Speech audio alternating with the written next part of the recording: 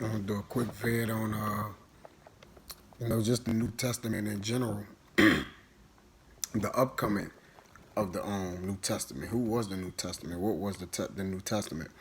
And cause a friend that asked me last night, man, just about it in general. So, but prior to getting started, I want to give all praises to Yahweh, by Hashem, Yahweh Shai, by Hashem, Raquak Dash, double honors to the elders and the apostles of Great Millstone, and salutation to the icons that's pushing this work around the globe in truth and sincerity. And with no further ado, man, I'm gonna dive right into it. This Hebrews 8:1. It says, now of the things which we have spoken, this is the sum, okay? The sum being the principal thing, okay? We have such an high priest who is set on the right hand of the throne of the majesty in the heavens, okay? So this is the Son of Man here speaking about, all right? It says, a minister of the sanctuary and of the true tabernacle, which the Lord pitched and not man, okay? So this is coming from the Almighty. This is his son whom he's well pleased in, man. Okay, so it says that the Lord pitched and not man, okay? So this was ordained from the Most High, man. Because you can be anointed high priest, man, in this day and age. So that's the difference between that the Lord pitched and not man. I'm going to jump to Hebrews 9:11. It says, but Yahushua being come and high priest of good things, to come by a greater and more perfect tabernacle, not made with hands, that is to say, not of this building, okay?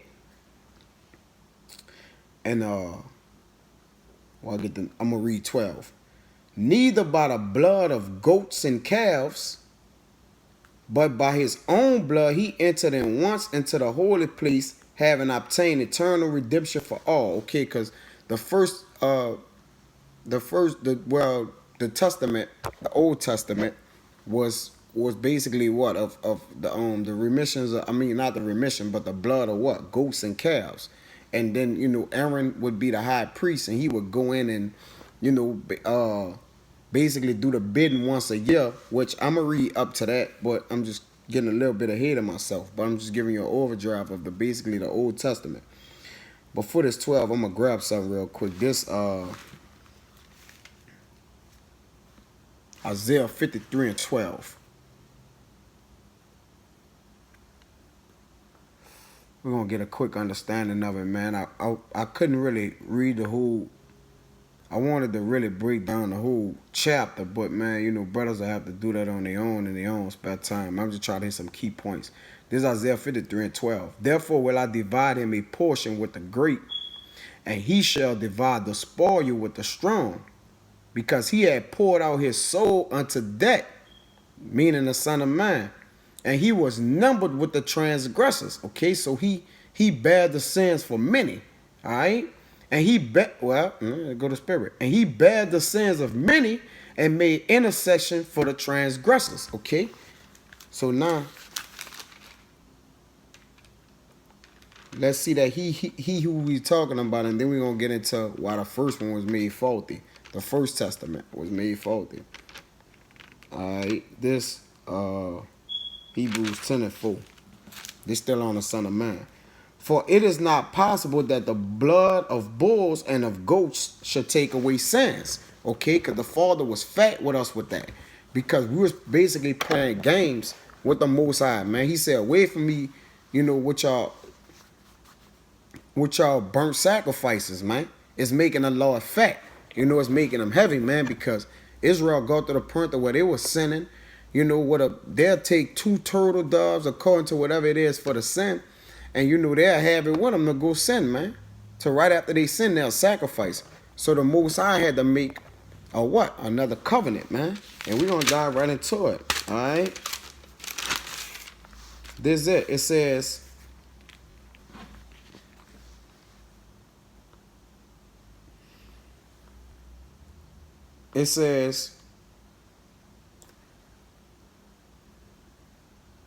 this Hebrews 9:1. It says, then verily the first covenant had also ordinance of divine service and a worldly sanctuary. All right?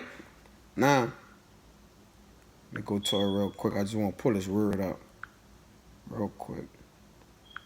That worldly sanctuary, what that was, 9 and 1. All right, let me see that. Just want to go on divine service. It says the service and worship, divine service, the service and worship of God according to the requirements of the Levitical law. Okay. Service rendered for hire to perform sacred services. Okay. All right. That's divine services in a worldly sanctuary. Now let me get that real quick. So this worldly, all belonging to the worldly, earthly, worldly, having the characteristics of a present corrupt age. That's the point. Okay, so it had worldly, i.e., having the character of the present corrupt age, which is pull that for y'all. Strong's G 2886, Cosmikos. Okay, Cosmikos. Worldly, having the character of the present corrupt age, man. Okay, so belonging to the world, and right now the world is corrupt. We know the Father, don't deal with the world, man. He has enmity with the world. Salaki. All right. So now I'm gonna jump back to 8 and 7. It says, for if that first covenant had been faultless, without fault, then should no place have been sought for the second. All right. So why would the Most High then make a second covenant, man? Or New Testament, man? All right. So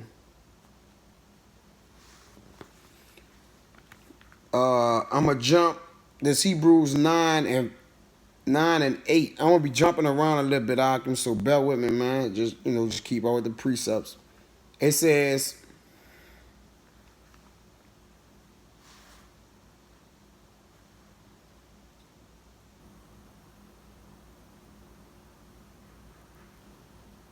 I'm gonna read from 6, Hebrews 9 and 6. Now when these things were thus ordained, the priest went always into the first tabernacle, accomplishing the service of God. But into the second went the high priest alone, once every year, not with blood, which he offered for himself and for the errors of the people. Okay, so the high priest couldn't go in there without that blood. The Most High, eradicate him, man. It was a law. It was a Levitical law, man, that he must come in this order, man. It says the Holy Ghost, this signifying that the way into the holiest of all was not yet made manifest, while as the first tabernacle was yet standing. All right, so the holiest of all was not yet made manifest, being into that this had to be the blood of the Son of Man, man. And we gonna get to it, all right? Because while as the first tabernacle was just standing, so that one had to basically be disannulled in order for this the way into the holiest of all was not made manifest. In order for that to be made manifest, the first tabernacle had to be done away with, man. All right, which was a figure for the time then present, and which were offered both gifts and sacrifices, that could not make him that did the service perfect as pertaining to the conscience. All right, let me want to back this up. Galatians, real quick. Log items. I'm gonna kind of be jumping around pretty much to get to the point.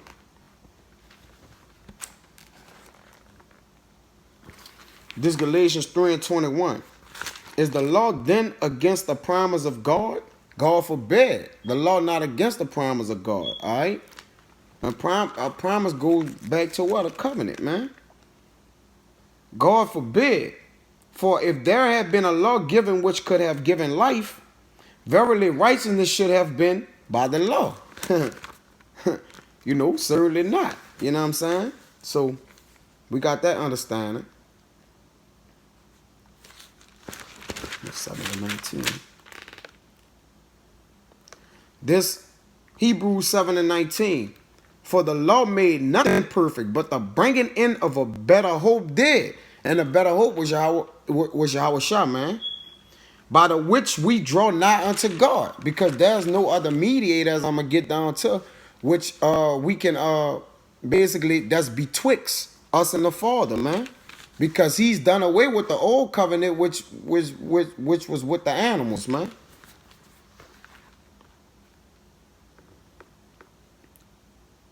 All right. This 10. This back to Hebrews 9 and 10. Which stood only in meats and drinks and divers washings and carnal ordinance imposed on them until the time of reformation. Okay. So I'm going to jump down to Hebrews 9 and 13.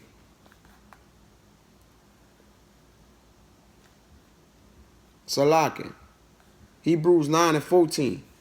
How much more shall the blood of Yahushua, who through the eternal spirit offered himself without spot to God, purge your conscience from dead works to serve the living God?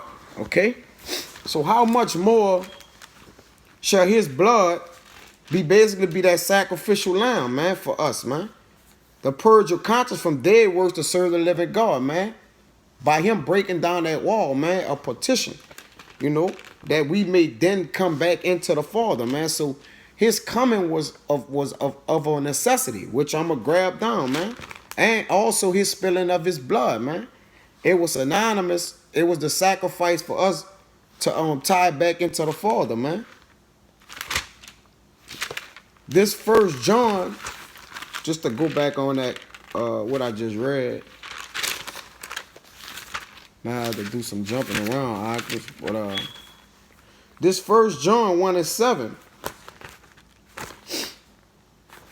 It says, but if we walk in the light as he is in the light, we have fellowship with one another, and the blood of Yahweh Shah, his son, cleanses us all from sin. All right. So it gives us the right of way back, man. So the New Testament, his New Testament was basically what? The blood and for the what? Remission of sins, man. To bring us back home, man. All right, back to the Father. All right, so this Hebrews 9 and 15. It says, and for this cause he is the mediator of the New Testament. All right, let's get this real quick.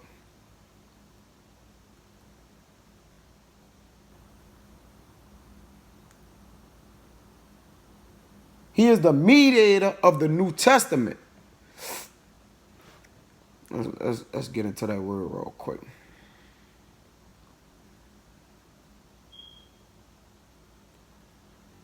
It says a testament. This is Strong's G 1242. Diatheke. Okay, it says a disposition, arrangement of any sort which one wishes to be valid. The last disposition which one makes of his earthly possessions after his death, a testament or will. Okay? So it's a covenant, a testament, a will. All right? So let's keep going.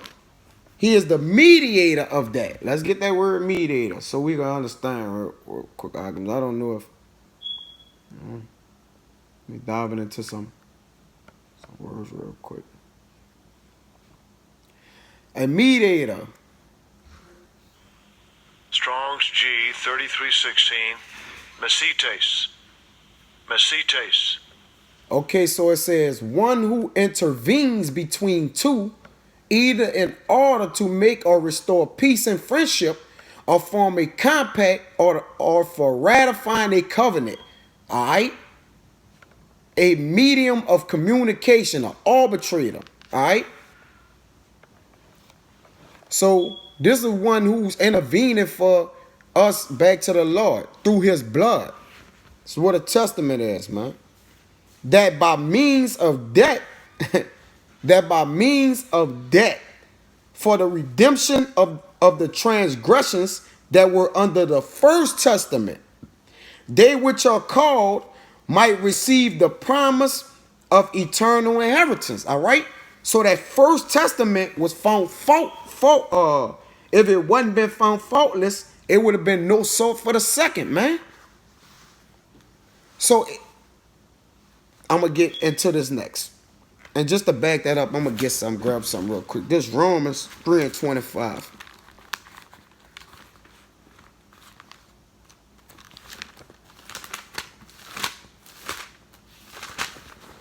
It says,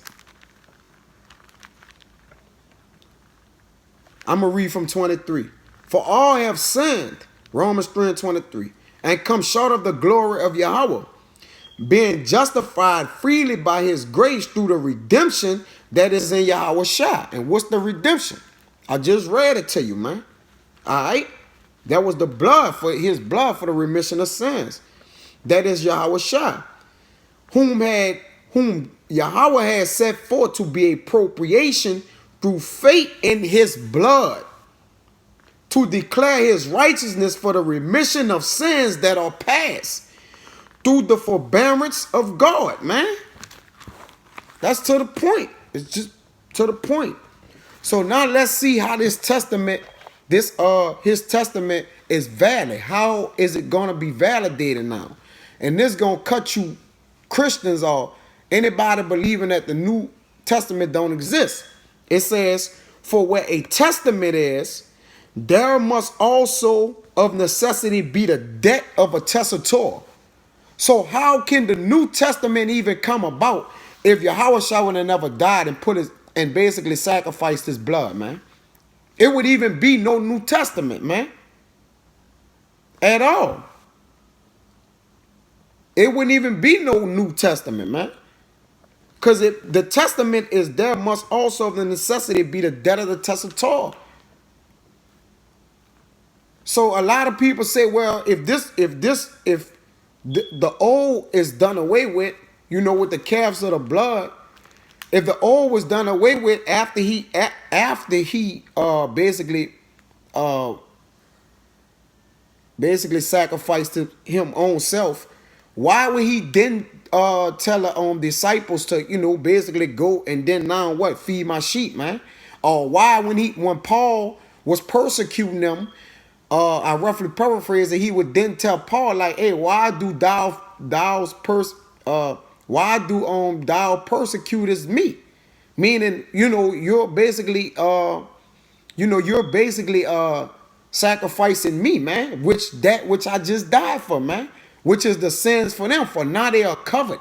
But that don't mean we disannul the law, which I'm gonna do in the next video, that we don't disannul the law, through this grace, man, because his blood was actually grace, man, for the remission of sins. But if we have grace, that don't mean we don't have to keep the law. Do we make void the law because of grace? No. God forbid, we keep the law, man. This Hebrews 9:17. This is gonna be the last one here. I'm gonna go to 18 and stop. For a testament is a force after men are dead, man. So it's clearly telling you that it is a force after men are dead. Otherwise, it is of no strength at all while the testator liveth. All right. So this had to be validated after his death, man. So we could get the clarification of that. Okay, now we do have grace, but that don't mean we should go sin, man. All right, so it says, whereupon neither the first testament was dedicated without blood. In the same manner, the second testament, or which we call, all right, it was also dedicated, the first testament was dedicated without blood. You know what I'm saying? So, neither likewise with the second, man. The second one had to come by his blood as well, man. So, there's no in between this, man. We gotta, this just, this is just what it is, Occupants. It is 9 to 17. Let me get that real quick. Minute there, otherwise no strength at all. What it tells the Torah limit. Go to 18.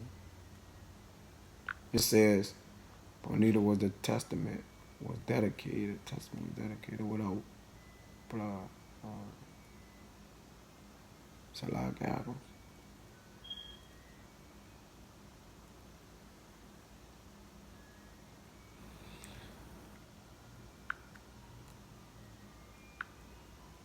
Let me get that word.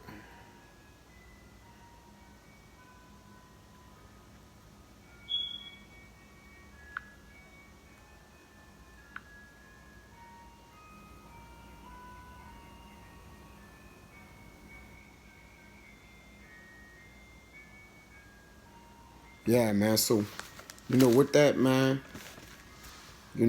Atkins, I hope that was edifying. It got kind of a little lengthy, man, but I really want to bust down the whole chapter, but, through the spirit, man, I just try to dive in, dive down, just link it all together, man. But, Atkins, I hope that was edifying, man. That was just my little take on the New Testament, man, and just understanding what a testament is. A lot of our people don't probably even know what a testament is, whether they say old or new. Okay, so there's no way for you to say an Old Testament don't exist if you don't even know what the word testament means. But I ain't gonna go too far more into depth with it, man. Atkins, I hope that was edifying, man, and that it reached to whoever it reached, those sincere brothers that's listening. Until next time, shalom.